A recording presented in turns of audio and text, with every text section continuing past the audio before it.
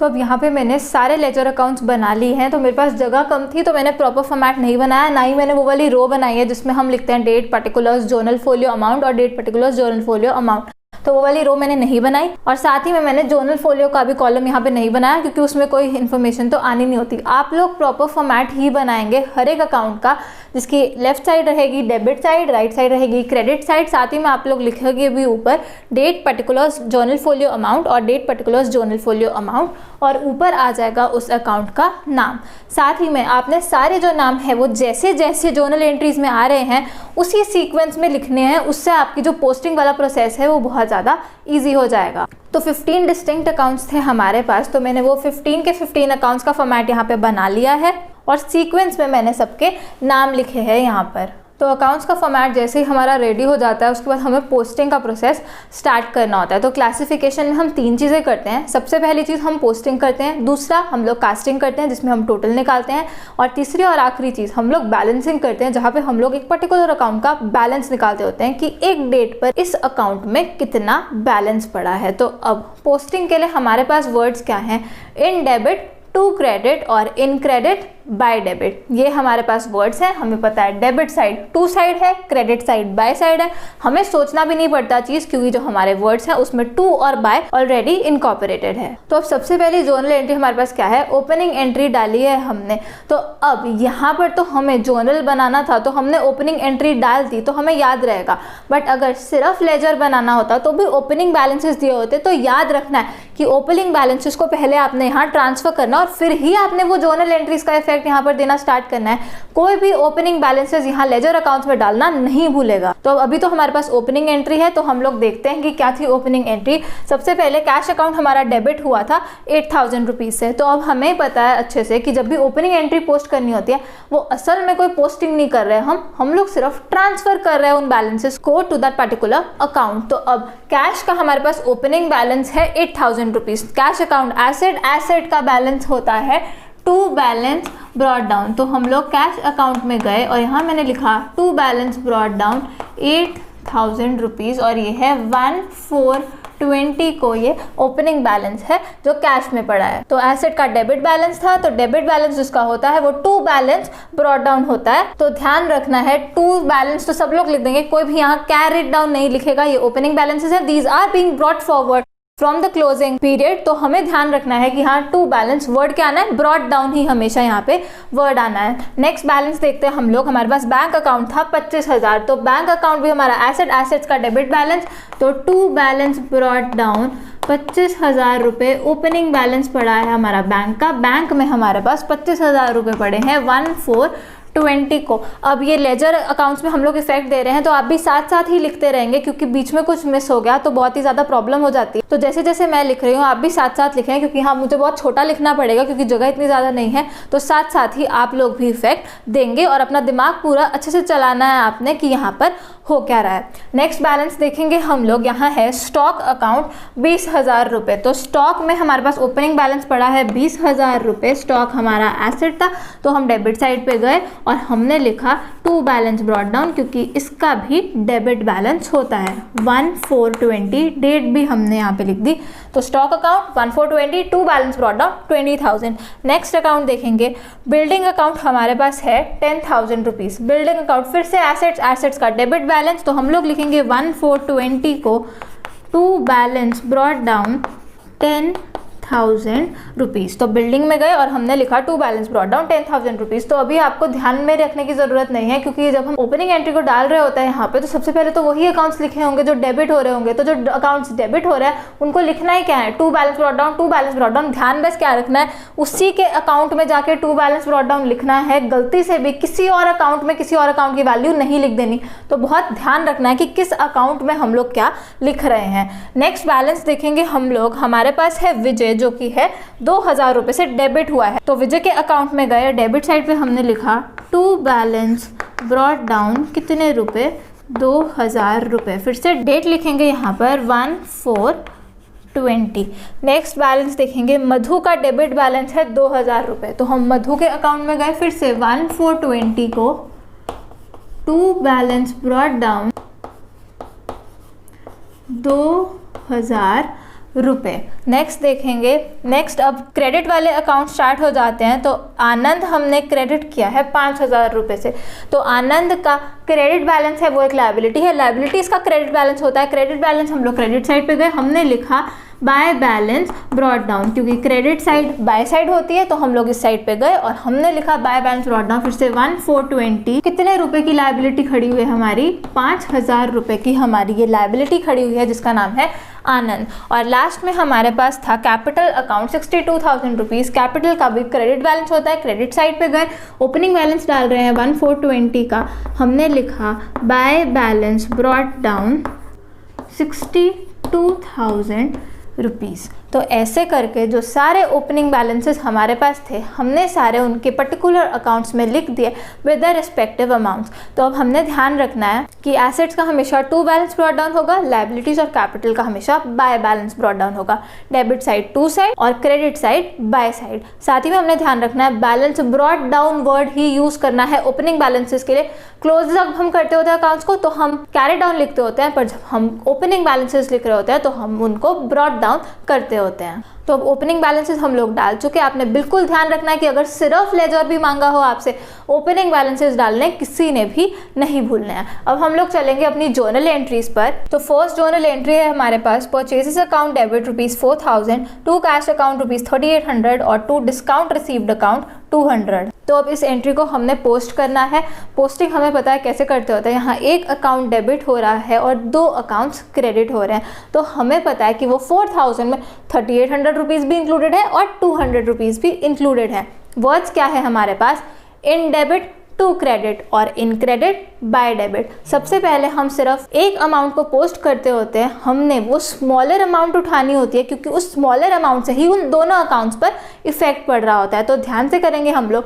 सबसे पहले हमारे पास बना purchases account debit to cash account 3,800 rupees, मतलब कि लोअर ऑफ 4,000 एंड 3,800। तो आप लोगों के पास सामने जर्नल एंट्रीज लिखी हुई है, आपके पास जर्नल एंट्री है purchases account debit ₹4,000, to cash account ₹3,800 और टू डिस्काउंट रिसीव्ड अकाउंट 200। अब आपने देखना है, एक पार्ट उठाना है जर्नल एंट्री का जो कि है purchases account debit to cash account. तो हमें अच्छे से पता है कि लोअर अमाउंट से ही हम लोग जो इफेक्ट है वो देते होते हैं।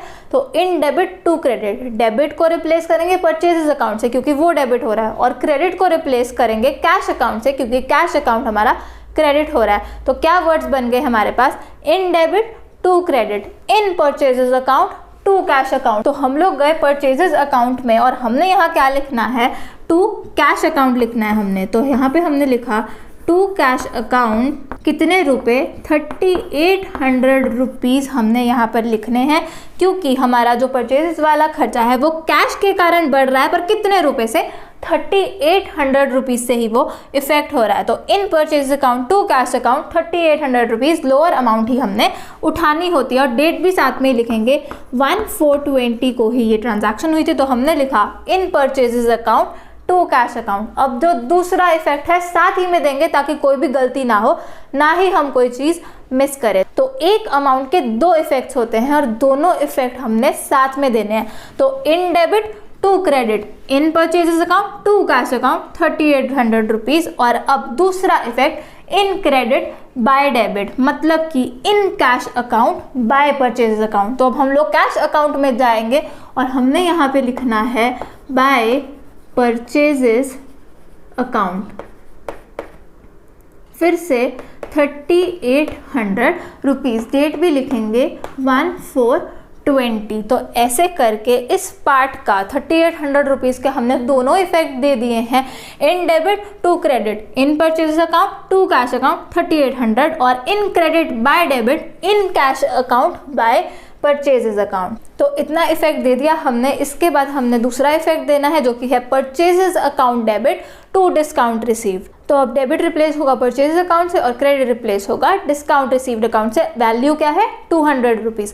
तो in purchases account to discount received, हम लोग पहला इफेक्ट दे रहे हैं in debit to credit, in purchases account to discount received account, कितने रुपए, 200 रुपये। साथ ही में डेट भी लिखेंगे जो कि है 1/4/20। 20। दूसरा इफेक्ट भी साथ में देंगे, in purchase account to discount received account, तो in discount account by purchase account. तो डिस्काउंट अकाउंट में गए हम लोग और हमने यहाँ लिखा बाय परचेजेस अकाउंट, फिर से 200 रुपीज़, डेट भी लिखेंगे 1/4/20। तो दोनों इफेक्ट हमने 200 रुपीज़ का भी दे दिया और ऐसे करके पूरी जर्नल एंट्री का जो इफेक्ट है वो हम लोग दे चुके हैं। अब एक तो आप ऐसे इफेक्ट दे सकते हैं कि आपने तोड़ दी जर्नल एंट्री इन 2 पार्ट्स और आपने उन दोनों अमाउंट्स का इफेक्ट दिया। साथ ही में आप लोग ऐसे भी पोस्टिंग कर सकते हो, हमारे पास जर्नल एंट्री थी purchase account debit to cash account to discount received account, तो इन परचेजेस अकाउंट क्या लिखना था, to cash account to discount received account. तो आप लोग परचेजेस अकाउंट में जाते और साथ ही में लिख देते टू कैश अकाउंट ₹3800 और टू डिस्काउंट रिसीव्ड अकाउंट ₹200। तो आपने ये वाला इफेक्ट दे दिया। अब आपको दोनों अकाउंट्स में इफेक्ट देना है बाय साइड वाला, तो आप लोग जाते इन कैश अकाउंट, आपने लिखना था बाय परचेजेस अकाउंट और फिर से जाना था इन डिस्काउंट अकाउंट और वहां लिखना था बाय परचेजेस अकाउंट। तो दोनों तरीके में से जो भी तरीका आपको सही लगे आप वो फॉलो कर सकते हैं लेजर पोस्टिंग करने के लिए। वर्ड्स हमारे पास यही रहेंगे, in debit to credit, in credit by debit. तो अब हम लोग चलेंगे नेक्स्ट जर्नल एंट्री पे। तो नेक्स्ट हमारे पास है cash account debit ₹1980, discount allowed account debit ₹20, to Vijay ₹2000। तो अब इस जर्नल एंट्री में हमारे पास क्या है, 2 अकाउंट्स डेबिट हो रहे हैं, 1 अकाउंट क्रेडिट हो रहा है। तो हमें पता है उस क्रेडिट में वो दोनों अमाउंट्स इन्वॉल्व है, 1980 भी और 20 रुपीज़ भी। तो फिर से हम इसको तोड़ के करेंगे। तो पहला पार्ट उठाने वाले हैं 1980 रुपीज़ वाला, cash account debit to Vijay 1980। तो in debit to credit, debit replace होगा कैश अकाउंट से, क्रेडिट रिप्लेस होगा विजय से। तो in cash account to Vijay, cash account में हम लोग गए और हमने यहाँ लिखना है टू विजय कितने रुपीज़, हमेशा लोअर अमाउंट ही आती होती है, 1980 रुपीज़ हमने लिखना है कैश अकाउंट में। डेट भी लिखेंगे जो कि है 4 अप्रैल 20। अब in cash account to Vijay, तो इन विजय बाय कैश अकाउंट, तो हम विजय में गए और यहाँ पे हमने लिखा बाय कैश अकाउंट, फिर से 1980 रुपीज़, डेट भी लिखेंगे 4/4/20। तो ऐसे करके 1980 रुपीज़ का हमने दोनों इफेक्ट दे दिए, in debit to credit, in credit by debit. तो in cash account to Vijay 1980 और in Vijay by cash account 1980। अब सेकेंड पार्ट का भी हम लोगों ने इफेक्ट देना है, तो है discount allowed account debit to Vijay 20 और 20। तो अब in discount allowed to Vijay, तो हम लोग डिस्काउंट अकाउंट में गए और हमने यहाँ क्या लिखना है, टू विजय। पहला इफेक्ट दे रहे हैं in debit to credit, in discount account to Vijay कितने रुपए, 20 रुपये आएंगे यहाँ पर और डेट भी लिखेंगे हम लोग 4/4/20। एक इफेक्ट दे दिया in debit to credit, in discount account to Vijay. अब in Vijay by discount account, तो हम विजय में गए और हमने यहाँ लिखा बाय डिस्काउंट अकाउंट कितने रुपए, 20 रुपये और डेट भी लिखेंगे जो कि है 4/4/20। तो ऐसे करके हमने दूसरा इफेक्ट भी दे दिया और इस पूरी जर्नल एंट्री का इफेक्ट यहाँ पर इनकॉर्पोरेट हो चुका है। बहुत ही ध्यान से आपने हर चीज़ करनी है। अब टू और बाय तो हमारे वर्ड्स में ही लिखा हुआ है, पर अब ध्यान रखना है कि टू लिखने जा रहे हो तो डेबिट साइड ही लिखना है और बाय लिखने जा रहे हो तो क्रेडिट साइड ही लिखना है। बिल्कुल ध्यान से आपने ये क्वेश्चन सॉल्व करना है। अब हम लोग चलेंगे नेक्स्ट जर्नल एंट्री पे। तो नेक्स्ट हमारे पास है plant account debit ₹5300, to Mukesh 5000 और टू कैश अकाउंट 300। तो बहुत ही आसान जर्नल एंट्री है। फिर से एक चीज़ डेबिट हो रही है, 2 चीज़ क्रेडिट हो रही है।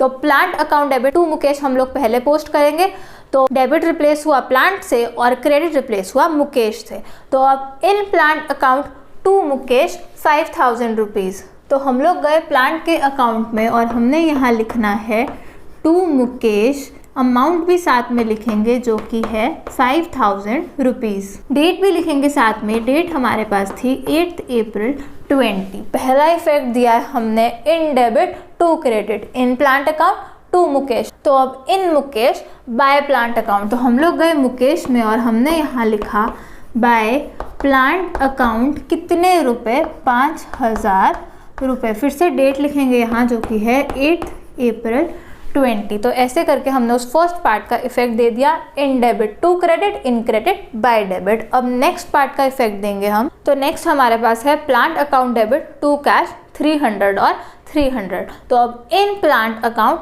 To cash account, plant account में गए हम लोग और हमने यहाँ लिखा टू कैश अकाउंट कितने रुपए 300 रुपीज़, डेट लिखेंगे 8 अप्रैल 20। पहला इफेक्ट दे दिया in plant account to cash account. अब in cash account by plant account, हम लोग गए कैश अकाउंट में, हमने यहाँ लिखा बाय प्लांट अकाउंट कितने रुपए 300 रुपये, डेट भी लिखेंगे 8 अप्रैल 20। यहाँ पे फिर से आपको याद दिला देती होती हूँ कि कैसे हमने देखना होता है। अब हम लोग कैश अकाउंट क्या है? कैश अकाउंट एक एसेट है, एसेट को क्रेडिट कर रहे हैं। एसेट क्रेडिट कब होता है? Credit decrease in asset. इसका मतलब कैश आपका कम हो रहा है प्लांट के कारण, प्लांट के ऊपर पैसे लगे हैं, इसलिए आपका कैश कम हुआ है 300 रुपये से। तो जब भी आपको लेजर अकाउंट्स को इंटरप्रेट करना होता है, आपने देखना होता है वो चीज़ है क्या, वो एसेट है, लायबिलिटी है, इनकम है, एक्सपेंस है कि कैपिटल है। फिर आपने देखना है कि क्रेडिट साइड लिखी हुई है अमाउंट की डेबिट साइड लिखी है। जिस भी साइड लिखी है देखना है वो इंक्रीज को सिग्निफाई करता है कि वो डिक्रीज को सिग्निफाई करता है, और आपको पता चल जाएगा वो इंक्रीज हुआ कि डिक्रीज हुआ और किस कारण से इंक्रीज या डिक्रीज हुआ। तो ये चीज़ मैं पहले भी बहुत बार बता चुकी हूँ, तो आपने बिल्कुल अच्छे से लॉजिकली हर चीज़ को समझना है और फिर ही आप उसको सॉल्व करेंगे। अब हम लोग चलेंगे नेक्स्ट जर्नल एंट्री पे। नेक्स्ट हमारे पास है रहीम डेबिट टू सेल्स 600 रुपीज़। तो ये तो बहुत ही ज़्यादा आसान है। डेबिट रिप्लेस हुआ रहीम से, क्रेडिट रिप्लेस हुआ सेल से। तो इन रहीम टू सेल्स, हम लोग रहीम के अकाउंट में गए और हमने क्या लिखना है? टू सेल्स अकाउंट कितने रुपए? 600 रुपये। डेट भी लिखेंगे साथ में 12 अप्रैल 20। तो in Rahim to sales 600 rupees. अब इन रहीम टू सेल्स, तो इन सेल्स बाय रहीम, साथ ही में हम लोग गए सेल्स अकाउंट में और हमने यहाँ लिखा बाय रहीम 600 रुपीज़। डेट भी लिखेंगे 12 अप्रैल 20। तो हमने सेल्स अकाउंट में गया और लिखा बाय रहीम, तो हमने दोनों इफेक्ट दे दिए, in debit to credit, in credit by debit. तो इन रहीम टू सेल्स और इन सेल्स बाय रहीम। तो हम लोग चलेंगे नेक्स्ट जर्नल एंट्री पे। यहाँ हमारे पास है cash account debit ₹300, bad debts account debit ₹300, to Rahim 600। तो अब यहाँ पे दो अकाउंट्स डेबिट हो रहे हैं, एक अकाउंट क्रेडिट हो रहा है। पार्ट्स में करेंगे हम लोग। Cash account debit to Rahim, तो डेबिट रिप्लेस हुआ कैश अकाउंट से, क्रेडिट रिप्लेस हुआ रहीम से। In cash account to Rahim, हम लोग गए कैश अकाउंट में और हमने यहाँ लिखा टू रहीम। कैश आ रहा है हमारे पास, कैसे पता चल रहा है मुझे? कैश हमारा एसेट होता है, डेबिट कर रहा हूँ उसको, तो मुझे पता चल रहा है कि कैश आ रहा है हमारे पास, कैश इंक्रीज हो रहा है। कितने रुपए से?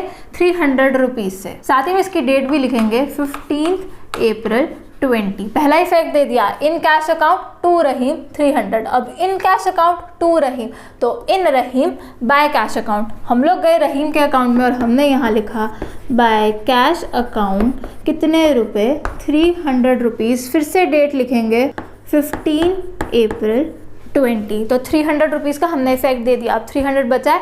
Bad debts account debit to Rahim, तो डेबिट रिप्लेस हुआ बैड डेट से, क्रेडिट रिप्लेस हुआ रहीम से। तो in bad debts to Rahim, हम लोग गए बैड डेट्स अकाउंट में और हमने यहाँ क्या लिखा? टू रहीम। फिर से कितने रुपए? 300 रुपीज़। डेट भी लिखेंगे 15/4/20। तो in bad debts to Rahim, तो in Rahim by bad debts. तो हम लोग गए रहीम के अकाउंट में और हमने यहाँ लिखा बाय बैड डेट्स अकाउंट, फिर से 300 रुपीज़। अब बहुत ज़्यादा ध्यान से करना है, इतने ज़्यादा अकाउंट्स हैं हमारे पास, सही अकाउंट में जाके ही आपने वो चीज़ लिखनी है, तो बहुत ज़्यादा ध्यान रखना है इस चीज़ का।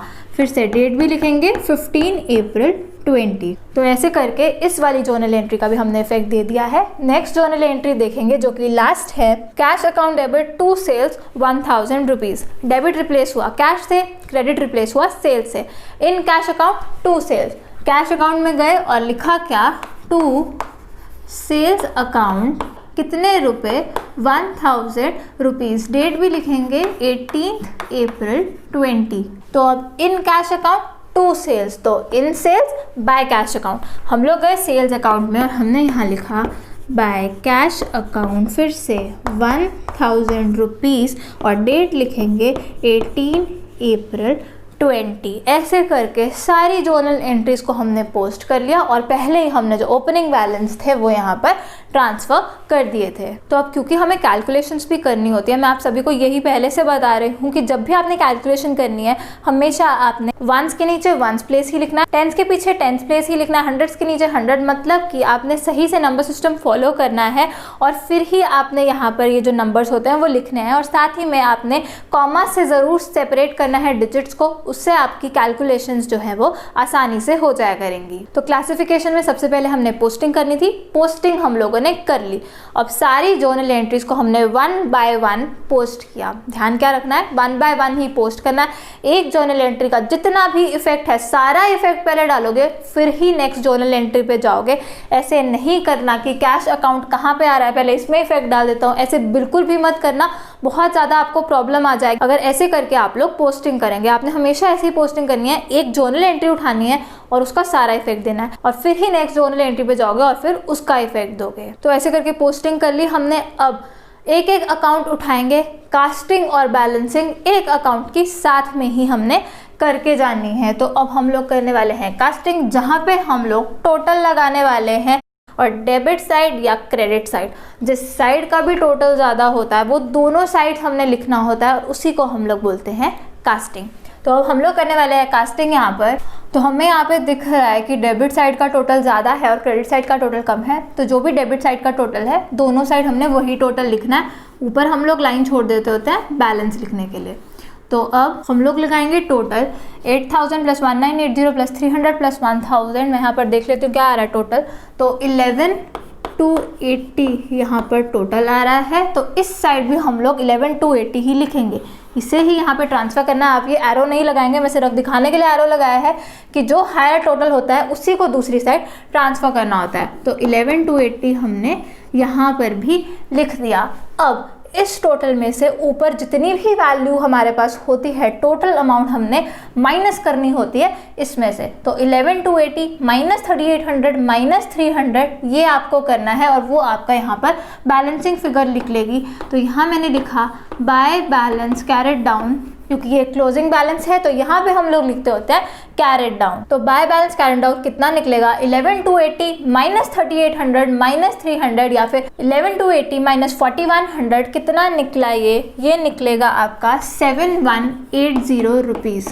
तो 7180 आपका निकला by balance carried down. Date लिखेंगे इसकी, ये क्लोजिंग बैलेंस है तो इस मंथ का क्लोजिंग अप्रैल क्लोज होता है 30 अप्रैल को। तो 30 अप्रैल का ये क्लोजिंग बैलेंस निकला हमारे पास by balance carried down 7180 rupees, जिसका मतलब क्या है आज के दिन कैश हमारे पास कितना पड़ा है, 7180 कैश हमारे पास पड़ा है 30 अप्रैल 20 को। कैसे पता चला, total of debit side exceeded the total of credit side. तो इसका डेबिट बैलेंस है, एसेट्स का डेबिट बैलेंस ही होना चाहिए क्योंकि उनका इंक्रीज सिग्निफाई करता है डेबिट। तो अब कैश आपके पास पड़ा है 7180 रुपीज़। तो बैलेंस कैरेट डाउन हमने कर दिया। जिस भी साइड बैलेंस कैरेट डाउन करते हैं उसके ऑपोजिट साइड हम लोग उसको ब्रॉट डाउन भी करते हैं। तो क्रेडिट साइड लिखा था बाय बैलेंस कैरेट डाउन, तो अब डेबिट साइड लिखेंगे टू बैलेंस ब्रॉट डाउन। हम इसको ले आए as opening balance of next month जो कि है 1 मई 20। तो 1 मई 20 को हमने यहाँ पे लिखा 7180 रुपीज़ जो कि है टू बैलेंस ब्रॉट डाउन। और ऐसे करके हमारा कैश अकाउंट पूरे तरीके से क्लोज हो गया। हमने यहाँ पर कास्टिंग कर ली, 11280 का हमने ऐसे टोटल लगाया, फिर हमने उसमें से माइनस किया जो ऊपर की अमाउंट्स थी और हमारे पास ये निकली बैलेंसिंग फिगर। यहाँ पे मैं लिख भी देती हूँ ब्रैकेट में BS। बैलेंसिंग फिगर निकली हमारे पास 7180 रुपीज़। तो एक एसेट का डेबिट बैलेंस ही होना चाहिए और यहाँ पे इस एसेट का डेबिट बैलेंस ही आया है। The total of debit side exceeded the total of credit side. 7180 का कैश हमारे पास पड़ा हुआ है। अब यही जो बैलेंस हम लोग निकालते होते हैं, इसी बैलेंस को यूज़ करके हमने ट्रायल बैलेंस भी बनाना होता है। आगे चल के देखते हैं कैसे, पर अभी हम बाकी अकाउंट्स में कास्टिंग और बैलेंसिंग पूरी करेंगे। तो अब यहाँ पे हमें दिख रहा है बैंक अकाउंट में डेबिट साइड का टोटल ही ज़्यादा है, क्रेडिट साइड पे तो कुछ है ही नहीं।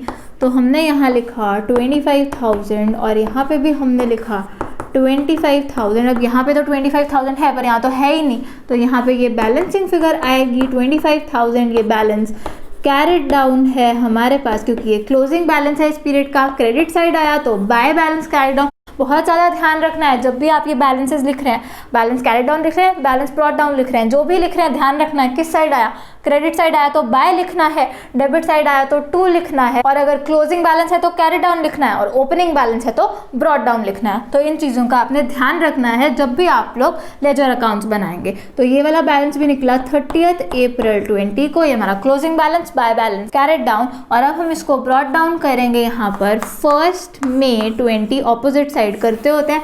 तो यहाँ पे मैंने लिखा टू बैलेंस ब्रॉट डाउन, कितने रुपए, 25,000 रुपये। फिर से बैंक अकाउंट हमारा एसेट था, एसेट का डेबिट बैलेंस आना चाहिए था, डेबिट बैलेंस ही आया है यहाँ पे, टू बैलेंस ब्रॉट डाउन। ये जो ओपनिंग बैलेंस होता है यही उसका रियल बैलेंस जो है उसको सिग्निफाई करते होता है, जो कि हम सीख चुके हैं। तो total of debit side exceeded the total of credit side, इसका डेबिट बैलेंस है 25,000 रुपये। 25,000 हमारे पड़े हुए हैं बैंक अकाउंट में इस पर्टिकुलर डेट पर। अब नेक्स्ट हमारे पास है स्टॉक अकाउंट। स्टॉक में आपको अच्छे से बताऊंगी कि क्या इसका ट्रीटमेंट रहता है जब हम लोग फाइनल अकाउंट्स करने लगेंगे, पर अभी के लिए हम बस इसको बैलेंसिंग और कास्टिंग करने लगे हैं। तो कास्टिंग करने के लिए हमने लगाया टोटल, डेबिट साइड का टोटल ज़्यादा 20,000 रुपये, क्रेडिट साइड पे कुछ भी नहीं था।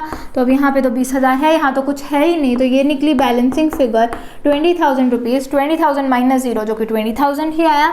ये है balance carried down, closing balance है ये, क्रेडिट साइड आया तो बाय बैलेंस कैरेट डाउन, और 30 अप्रैल 20 का ये बैलेंस है। इसको हम यहाँ ऑपोजिट साइड ब्रॉट डाउन करेंगे, तो टू बैलेंस ब्रॉट डाउन कितने रुपए, 20,000 रुपये। डेट भी लिखेंगे यहाँ 1 मई 20।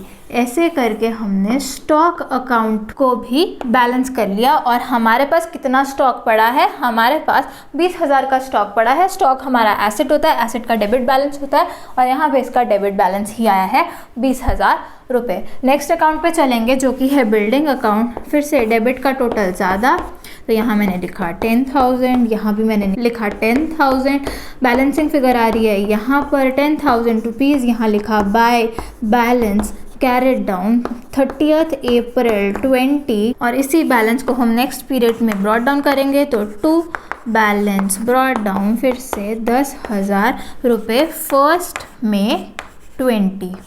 ऐसे करके ये वाला अकाउंट भी पूरा हो गया। तो यहाँ पे भी लिख देती हूँ कि ये निकली थी बैलेंसिंग फिगर, यहाँ पे ये निकली थी बैलेंसिंग फिगर, और यहाँ पर ये निकली है बैलेंसिंग फिगर। तो अब बिल्डिंग अकाउंट में हमारा एसेट था, एसेट का डेबिट बैलेंस आना चाहिए, और डेबिट बैलेंस ही आया है यहाँ पर 10,000 रुपये। 10,000 की बिल्डिंग हमारे पास पड़ी है। नेक्स्ट है विजय का अकाउंट। अब यहाँ पर दोनों साइड्स का टोटल सेम है, यहाँ भी 2,000 है, और 1980 प्लस 20 यहाँ भी 2,000 है। ये अकाउंट ऑलरेडी बैलेंस है, इसका कोई क्लोजिंग बैलेंस नहीं है, तो इसका कोई ओपनिंग बैलेंस भी नहीं है। जब क्लोजिंग ही नहीं है तो ओपनिंग कैसे होगा। तो 2,000 रुपीज़ यहाँ का टोटल, और 2,000 रुपीज़ यहाँ का भी टोटल। साथ ही में इस पर यहाँ पे ऐसे एक लाइन सी लगा देंगे हम, ताकि हमें पता चले कि ये वाला अकाउंट ऑलरेडी हमारा बैलेंस्ड है। जब हमने ट्रायल बैलेंस बनाना है, हमें इस अकाउंट को देखने की नहीं ज़रूरत, क्योंकि इसमें कोई बैलेंस निकला ही नहीं है। तो इस अकाउंट से ना कुछ लेना है ना कुछ देना है, कुछ भी नहीं है हमें इस अकाउंट से। ये अकाउंट हमारा बैलेंस हो चुका है। तो मैं हमेशा ऐसे लाइन बना देती होती हूँ, ताकि मुझे पता चले कि इस अकाउंट को मुझे देखना ही नहीं है ट्रायल बैलेंस बनाते वक्त। अब नेक्स्ट अकाउंट पे चलेंगे हम लोग, जो कि है मधु का अकाउंट। तो डेबिट का टोटल ज़्यादा 2,000 रुपीज़, तो इस साइड भी हमने लिखा 2,000, यहाँ पे तो 2,000 है ही नहीं, 0 है, तो यहाँ लिखा बाय बैलेंस कैरेट डाउन कितने रुपए, 2,000 रुपीज़। 2,000 माइनस 0, 2,000 रुपीज़, और 30 अप्रैल 20 ये निकला क्लोजिंग बैलेंस। इसको हम नेक्स्ट पीरियड में ओपनिंग बैलेंस लिखेंगे। तो to balance brought down 2,000 rupees. ऐसे करके ये वाला अकाउंट भी हमने पूरा कर लिया। तो अब यहाँ पर मधु का आया है डेबिट बैलेंस, तो मधु हमारा डेटर है, जो कि हमें चीज़ यहाँ से पता चल रहा है, क्योंकि एसेट्स का ही हमारा डेबिट बैलेंस होता है। तो मधु हमारे लिए डेटर है, 2,000 रुपये उसने हमें देने हैं। नेक्स्ट अकाउंट पे चलेंगे हम लोग, जो कि है आनंद का। तो यहाँ पे क्रेडिट साइड का टोटल ज़्यादा है, तो यहाँ मैंने लिखा 5,000, दूसरी साइड भी लिखा 5,000। अब यहाँ पे तो 5,000 है ही नहीं, तो 5,000 माइनस 0, 5,000 आया बैलेंसिंग फिगर। तो यहाँ मैंने लिखा बैलेंस कैरेट डाउन, क्योंकि क्लोजिंग बैलेंस आया हमारा, लेकिन ये डेबिट साइड आया, तो मैंने यहाँ लिखा 2। तो to balance carried down 5,000 rupees 30 April 20 को ये बैलेंस निकला है हमारा, जो कि क्रेडिट बैलेंस निकला है। क्रेडिट साइड का total exceeded the total of debit side. तो ये क्रेडिट बैलेंस है आनंद का, वो एक लायबिलिटी है, वो एक क्रेडिटर है। हमें ऐसे पता चल रहा है क्योंकि इसका क्रेडिट बैलेंस है तो लायबिलिटीज का ही क्रेडिट बैलेंस होता है, तो वो हमारा क्रेडिटर है। आगे चल के हमें उसको पैसा देना होगा। साथ ही में हम इसको ब्रॉड डाउन भी करेंगे, तो 1 मई 20 ऑपोजिट साइड हम लोग ब्रॉड डाउन करते होते हैं। तो बाय बैलेंस ब्रॉड डाउन कितने रुपए, 5000 रुपीज़। ऐसे करके ये वाला अकाउंट भी हमारा पूरा हो चुका। अब यहाँ पे आपको बिल्कुल ध्यान रखना है ये टू और बाय का और ये कैरेट डाउन और ब्रॉड डाउन का बिल्कुल ध्यान से करना है। किसी भी साइड आपका कैरेट डाउन और ब्रॉड डाउन हो सकता है, तो बिल्कुल ध्यान से आपने क्वेश्चन सॉल्व करना है। तो यहाँ पे मैं लिख भी दूँ कि ये हमारी यहाँ पे बैलेंसिंग फिगर निकली और ये हमारी यहाँ पे बैलेंसिंग फिगर निकली। नेक्स्ट अकाउंट पे चलेंगे, कैपिटल अकाउंट। क्रेडिट साइड का टोटल ज़्यादा 62,000, इसी को हम लोग दूसरी साइड भी लिखेंगे 62,000। कास्टिंग हम लोगों ने कर ली। इस साइड तो 62,000 है पर इस साइड तो है ही नहीं, तो 62,000 माइनस 0 हमारा क्लोजिंग बैलेंस इस साइड निकला। टू बैलेंस कैरेट डाउन कितना निकला, 62,000 रुपीज़। डेट लिखेंगे 30 अप्रैल 20। इसको ब्रॉड डाउन करेंगे ऑपोजिट साइड, इस साइड होगा, तो ये साइड बाय साइड है। By balance brought down, opening balance है तो ब्रॉड डाउन वर्ड यूज़ होना था। कितने रुपए, 62,000 रुपीज़। डेट लिखेंगे 1 मई 20 और ये वाला अकाउंट भी हमारा क्लोज हो गया। तो अब यहाँ पे भी लिख देते हैं कि यहाँ पे निकली थी ये बैलेंसिंग फिगर। अब कैपिटल का क्रेडिट बैलेंस होता है तो कैपिटल का हमारा यहाँ क्रेडिट बैलेंस ही आया है। Total of credit side exceeded the total of debit side. ऐसे आनंद हमारी लायबिलिटी थी तो उसका क्रेडिट बैलेंस ही आना था, क्रेडिट बैलेंस ही उसका आया है। नेक्स्ट है परचेजेस अकाउंट। तो यहाँ डेबिट साइड का टोटल ज़्यादा है तो हम लोग लिखेंगे यहाँ पर टोटल निकल रहा है 4,000 रुपीज़, तो इस साइड भी हम लोग लिखेंगे 4,000 रुपीज़। यहाँ तो 4,000 है ही नहीं, तो बैलेंसिंग फिगर आई 4,000 रुपीज़। तो क्रेडिट साइड आई तो बाय लिखा, बाय बैलेंस कैरेट डाउन लिखा क्योंकि ये क्लोजिंग बैलेंस था। 30 अप्रैल 20 क्लोजिंग बैलेंस निकल गया हमारा, ये बैलेंसिंग फिगर थी। इसी को हमने ब्रॉड डाउन करना होता है ऑपोजिट साइड पे। टू बैलेंस ब्रॉड डाउन, ये ओपनिंग बैलेंस है 1 मई 20। कितने रुपए, 4,000 रुपीज़। ऐसे करके हमारा ये वाला अकाउंट भी कंप्लीट हो गया। अब ये परचेजेस अकाउंट एक खर्चा था, खर्चे का भी डेबिट बैलेंस ही होना चाहिए क्योंकि एसेट्स एक्सपेंसेस एंड लॉसेस उनका डेबिट बैलेंस होता है, liabilities Capitals incomes and gains उनका होता है क्रेडिट बैलेंस। तो परचेजेस अकाउंट खर्चा था, उसका निकला डेबिट बैलेंस 4,000 रुपीज़। अभी आगे चल के ये खर्चे और इनकम्स कहाँ पे ट्रांसफर होते हैं वो हम आगे चल के सीखेंगे, लेकिन आपने सारे ही अकाउंट्स को ऐसे ही क्लोज करना है, बाय बैलेंस कैरेट डाउन और टू बैलेंस ब्रॉड डाउन भी करना है फिर उसके ओपनिंग बैलेंस को, क्योंकि यही वाले जो बैलेंसेस हैं ये हमारे जाएंगे आगे ट्रायल बैलेंस में। फिर ट्रायल बैलेंस से हम लोग अमाउंट्स उठाएंगे और उन अमाउंट्स को यूज़ कर कर हम लोग ट्रेडिंग प्रॉफिट एंड लॉस और बैलेंस शीट बनाएंगे। तो अभी यहाँ पर चाहे कोई एसेट है, लायबिलिटी, इनकम, एक्सपेंस, कैपिटल कुछ भी है, सारे अकाउंट्स को आप उनका क्लोजिंग बैलेंस निकालेंगे और साथ ही में उनको ब्रॉड डाउन भी करेंगे। और आगे चल के जब हम लोग फाइनल अकाउंट्स बनाना सीखेंगे, trading profit and loss account और बैलेंस शीट, वहाँ पे सही से बताऊंगी कि कैसे हमने इफेक्ट देना होता है हर एक चीज़ का, और हर एक चीज़ का साथ में आपको लॉजिक भी बताऊंगी कि क्यों ऐसे हो रहा है। तो परचेज अकाउंट खर्चा था, खर्चे का डेबिट बैलेंस आना चाहिए था, डेबिट बैलेंस ही आया है। अब डिस्काउंट अकाउंट, तो यहाँ पे क्रेडिट साइड का टोटल ज़्यादा है जो कि है 200, तो मैंने यहाँ पे लिखा 200 और दूसरी साइड भी लिखा 200 और 200 में से अब हम 20 माइनस करेंगे, 180 निकली बैलेंसिंग फिगर। इस साइड निकली तो मैंने लिखा टू बैलेंस कैरेट डाउन लिखा क्योंकि क्लोजिंग बैलेंस निकला है। कब निकला है, 30 अप्रैल 20। साथ ही में लिख दिया बैलेंसिंग फिगर। ऑपोजिट साइड इसको ब्रॉड डाउन करेंगे 1 मई 20 बाय बैलेंस ब्रॉड डाउन कितने रुपए, 180 रुपीज़। तो ऐसे करके ये वाला अकाउंट भी हमारा पूरा बन गया। तो अब यहाँ पे हमें पता है हमारे क्वेश्चन में डिस्काउंट अलाउड भी था, डिस्काउंट रिसीव्ड भी था। तो अब यहाँ पे जो डिस्काउंट यहाँ पे डेबिट हुआ है वो तो डिस्काउंट अलाउड है क्योंकि लॉसेस जो है वो हमारे डेबिट होते हैं, और यहाँ पर जो क्रेडिट हुआ है डिस्काउंट, वो डिस्काउंट रिसीव्ड था क्योंकि इनकम्स एंड गेन्स मतलब गेन था हमारा ये, तो गेन्स जो है वो क्रेडिट होते हैं। अब total of credit side exceeded the total of debit side, तो क्रेडिट बैलेंस निकला है इस डिस्काउंट का। तो क्रेडिट बैलेंस कौन से डिस्काउंट का निकलेगा, डिस्काउंट रिसीव का क्रेडिट बैलेंस निकलेगा क्योंकि वो एक गेन है। तो हर एक चीज़ का आपको मीनिंग अच्छे से पता होना चाहिए कि वो चीज़ है क्या उसका इंक्रीज सिग्निफाई करता है, क्या उसका डिक्रीज सिग्निफाई करता है, और उसके बाद आपको अच्छे से हर एक चीज़ समझ में आ जाए कि यहाँ पर हो क्या रहा है। तो अब चाहे तो आप डिस्काउंट अलाउड का अलग अकाउंट बनाते हैं और डिस्काउंट रिसीव का अलग अकाउंट बनाते हैं, वैसे भी कर सकते हो आप। और यहाँ पे मैंने एक ही डिस्काउंट अकाउंट बनाया है और यहाँ आपको पता चलना चाहिए कि इस डिस्काउंट का क्रेडिट बैलेंस निकला है, तो क्रेडिट बैलेंस डिस्काउंट रिसीव्ड का ही होगा, क्योंकि डिस्काउंट रिसीव्ड हमारे लिए गेन है और गेन का क्रेडिट बैलेंस होता है। तो अब हम लोग चलेंगे नेक्स्ट अकाउंट पे, जो कि है प्लांट का अकाउंट। डेबिट साइड का टोटल ज़्यादा 5300 और इस साइड भी हम लोग लिखेंगे 5300। अब 5300 माइनस 0, 5300 हमारी बैलेंसिंग फिगर आ गई। क्रेडिट साइड आई तो मैंने लिखा बाय बैलेंस कैरेट डाउन, ये हमारी है बैलेंसिंग फिगर। डेट भी लिखेंगे 30 अप्रैल 20। दूसरी साइड इसको ब्रॉड डाउन करना है टू बैलेंस ब्रॉड डाउन कितने रुपए, 5300 रुपीज़। डेट लिखेंगे 1 मई 20। प्लांट अकाउंट भी हमारा कंप्लीट हो गया। अब यहाँ पे क्रेडिट साइड का टोटल ज़्यादा 5000 रुपीज़, इस साइड भी हम लोग लिखेंगे 5000 रुपीज़। बैलेंसिंग फिगर निकली यहाँ पर 5000 रुपीज़ ही। To balance carried down balancing figure 30 April 20। Opposite side इसको ब्रॉड डाउन करेंगे तो बाय बैलेंस ब्रॉड डाउन कितने रुपए, 5000 रुपीज़। डेट लिखेंगे 1 मई 20। ऐसे करके ये वाला अकाउंट भी हमारा कंप्लीट हुआ।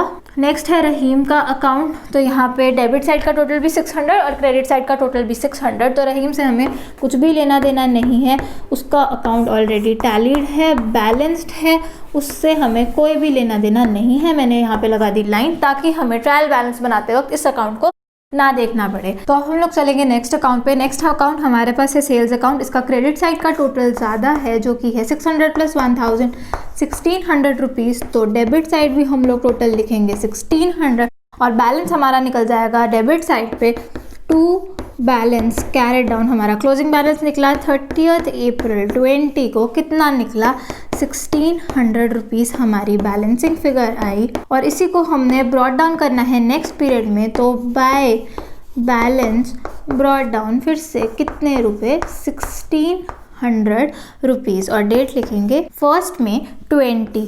तो अब ये सेल्स अकाउंट हमारी क्या थी, इनकम थी, इनकम का होना चाहिए था क्रेडिट बैलेंस। तो क्रेडिट बैलेंस ही हमारा यहाँ पे आया है, क्योंकि total of credit side exceeded the total of debit side, और जो बैलेंस ब्रॉड डाउन आया है वो क्रेडिट साइड ही आया है 1600 रुपीज़। लास्ट अकाउंट आ गया फाइनली हमारा। तो यहाँ पे डेबिट साइड का टोटल ज़्यादा है, जो कि है 300। तो दूसरी साइड भी हम लोग लिखेंगे 300 और इस साइड आएगी balancing figure by balance carried down कितना आया, 300 ही आ गया, क्योंकि ऊपर कुछ है ही नहीं।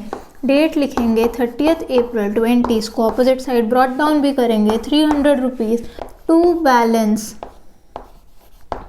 ब्रॉड डाउन किस दिन, 1 मई 20। और ऐसे करके हमारे जो सारे अकाउंट्स हैं वो पूरे तरीके से बन चुके हैं और बैलेंस भी हो चुके हैं। तो इस तरीके से हमने जोनल को बेस लेके लेजर अकाउंट्स बनाने होते हैं, पोस्टिंग करनी होती है वहाँ से, और फिर हम लोग कास्टिंग और बैलेंसिंग करते होते हैं साथ में। तो जब भी हम लोग लेजर अकाउंट बनाते हैं, आपको ऊपर यहाँ लिखना भी है लेजर ऑफ, जिसके भी लेजर आप बना रहे हो उसका नाम वहाँ पर आ जाएगा। तो यही है वो लेजर अकाउंट, जिससे हमें पता चलता है किस कारण से कोई चीज़ इंक्रीज हो रही है, किस कारण से कोई चीज़ डिक्रीज हो रही है, कितनी अमाउंट से हो रही है, और एक पर्टिकुलर डेट पे उसमें बैलेंस क्या पड़ा हुआ है। अब इन्हीं बैलेंसेस को यूज़ कर हम लोग ट्रायल बैलेंस भी बनाएंगे, जो कि मैं आपको नेक्स्ट लेक्चर में सिखाऊंगी। अब ट्रायल बैलेंस बनाने के 2 तरीके रहते हैं, दोनों तरीके मैं आपको सिखाऊंगी, पर फॉलो हम लोग एक ही तरीका करेंगे।